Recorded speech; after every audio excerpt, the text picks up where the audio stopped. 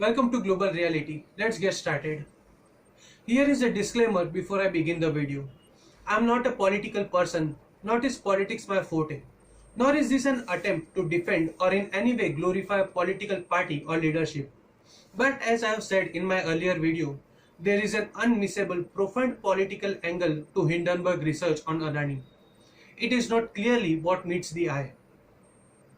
There were staged statewide protests for probe in Adani-Hindenburg group.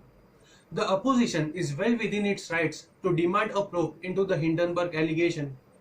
But it is crucial that the accusers are dependable and hold a high moral ground. Congress MP Rahulgandhi even carried a poster of Prime Minister Narendramodi to the parliament, suggesting Modi's proximity to the industrialist. If pictures are something to go by, I wonder what the Congress has to say about this.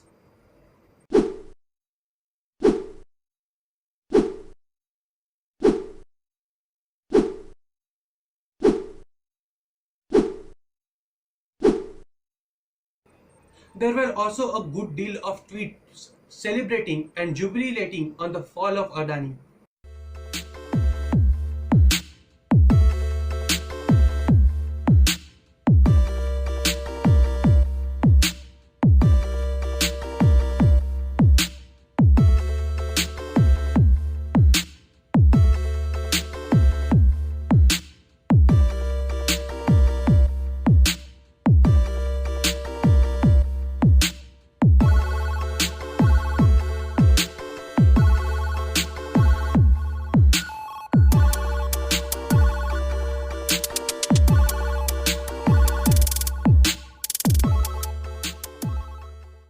This is the same cozy coterie that has opposed and at times forced to discontinue almost every ambitious government initiative that attempts to advance our country, be it the CA and NRC, the farm laws, demonetization, digitalization, Swachh Bharat Abhiyan, Make in India, the Central Vista, Vande Bharat, or our mammoth vaccine drive, and many more. There have been brazen and scathing attacks to bring down India every single step of the way in their hatred for a single leader. Adani's mushrooming empire has been a focus of criticism for those who believe that capital is being concentrated in the hands of a few favored corporate titans at the expense of Indians' middle class. Critics say rapid consolidation of state assets is creating monopolies and stifling competition. Adani was behind Vibrant Gujarat, a glitzy summit that introduced Modi to the world stage and cemented his reputation as a pro-business leader. When Modi took office, he flew from Gujarat to New Delhi in Adani's private jet. This was projected as an open display of bonhomie that symbolized their concurrent rise to power. In the late 1990s, Adani won rights to operate Mundara port. He expanded terminals and gained scale using the cash from the operations to acquire and develop other new ports. It is true, he has taken large amounts of debt to build a portfolio of businesses, including power supply chains, defense, data centers, ports, airports, coal, structural projects, and even apple farms in Himachal Pradesh. Almost everything the current dispensation considers crucial to meeting India's economic goals. Debt rose to a whopping $30 billion, including $7.8 billion of bonds and $23.3 billion in loans. Though high debt is nothing new among Indian conglomerates, but Adani Group was among 10 conglomerates which were rated under severe stress, as they accounted for 12% of banking sector loans. Vast volume of taxpayer money, both as debt and investment, are part of Adani stock. LIC, which is majorly owned by government, has invested 41.66 lakh crore in 5 of the 7 listed Adani Group, and the exposure currently stands at 0.975%. This is factual position shared by the LIC. It is also claimed that the credit rating of all the Adani debt securities is in compliance with IRDAI investment regulations. If the stock prices fall and Adani's debt-driven ventures do not pan out, LIC's stake would fall and could have a major domino effect with respect to Adani's debt position. In 2022 fiscal year, the Adani Group had a total net debt of $20 billion. Out of this, loan from the state-owned banks, Bank of Baroda and apparently National Bank, amounted to 21%, and nearly 40% of the loan from public sector banks. State Bank of India amounted $2.3 billion. The Indian banking system is relatively insulated from any potential risk. Although the share of the loan from public sector banks has dropped over the years, there is a looming fear whether their underlying businesses can grow fast enough to service the debts. Adani continues to enjoy ample access to capital, both at home and overseas, and can still boast of never defaulting on loan despite heavy leverage balance sheets. International groups are queuing up to partner with the business mogul. And as I had pointed out earlier in my previous video, that its net debt to EBITDA ratio has constantly declined over the years. The situation is precarious and Adani Group will have to be cautious because if the group ever goes into a default cycle, it would lead to a massive financial disaster, affecting India's global business value and overall economy. Having said this, Adani's quest to dominate India's infrastructure serves the dual purpose of supporting Modi's ambitious self-reliant or Atmanirbhar program. Investors are clearly hopeful that Adani's strategy of interconnecting his business interests with the government's development program will surely pay off.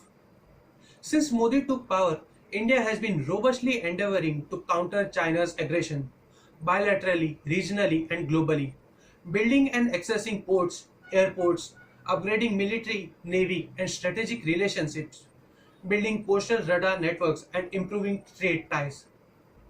Modi government has realized it needs more corporate economic firepower.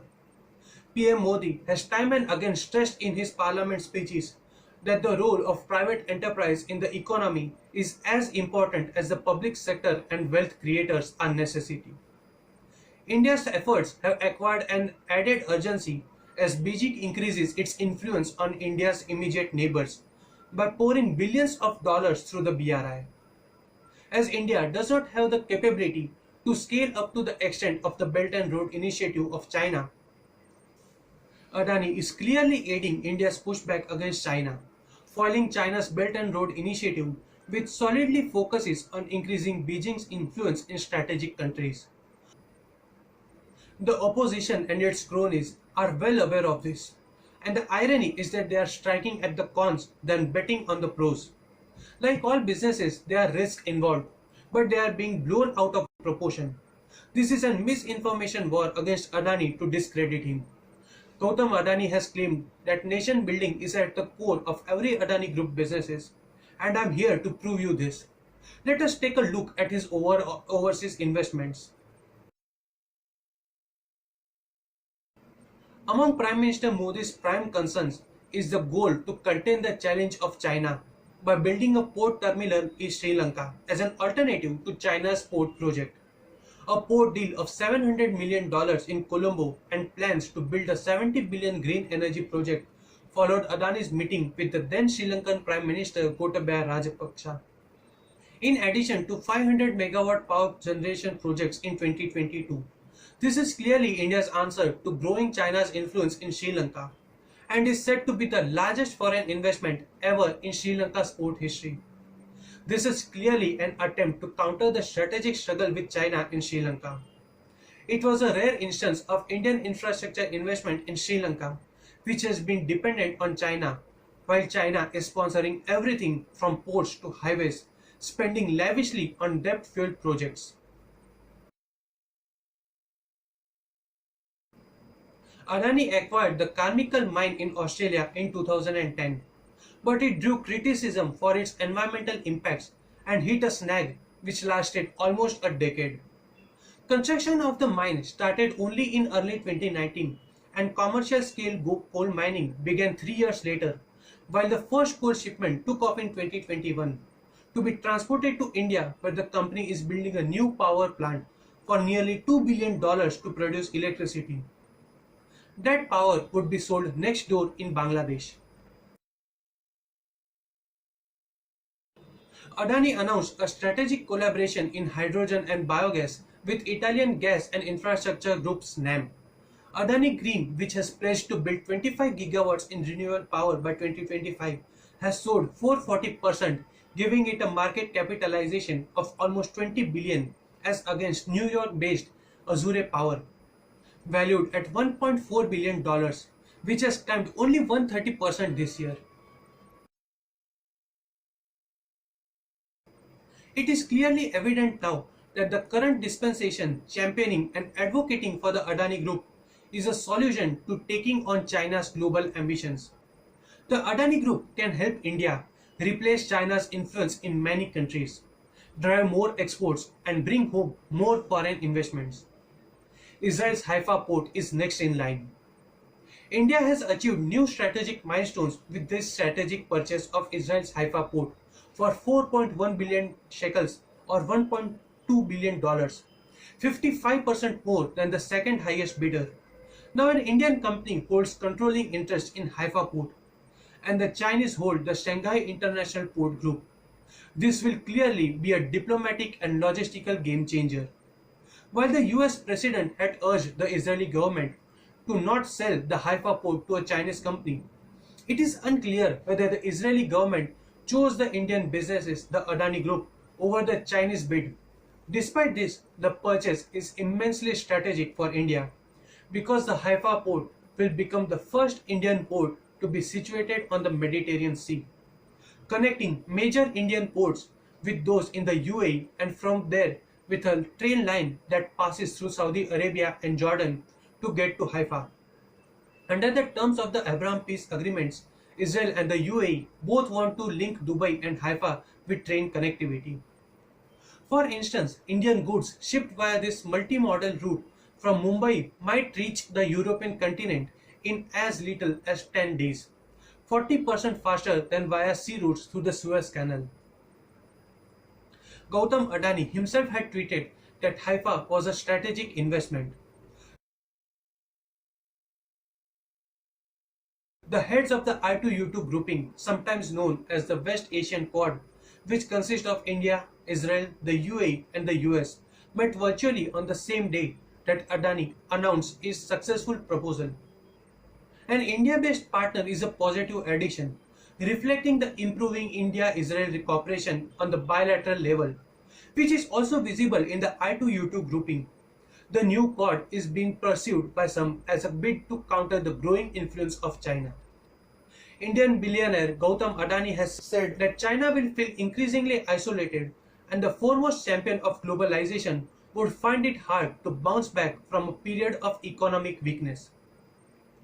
Speaking at a conference in Singapore, Adani said, increasing nationalism, supply chain mitigation and technology restriction as well as resistance to Beijing's huge Belt and Road initiative would impact China's role. He anticipates India to become world's third largest economy by 2030, with the largest consuming middle class the world will ever see. The group is also set to invest not only in the field of seaports or airports in Vietnam, but also in thermal power projects where they had previously in 2021 invested in 2 renewable energy projects and the solar power project. This is a group which brings to the table a unique combination of green power, real estate expertise, airport management, data centers, technological parks, critical digital infrastructure, while working across 18 states in areas of education, health, livelihood, conservation of national resources, and marginalized farmers. Businesses are the foundation of a strong, resilient, and determined nation. They are prone to risk and uncertainty, regardless of how big or small they are. All the investors need to be little cautious and not distrustful. Therefore, any malicious attack on Adani is an attack on our nation. Thank you for watching. Do like, share, comment and subscribe to our channel if you like our content.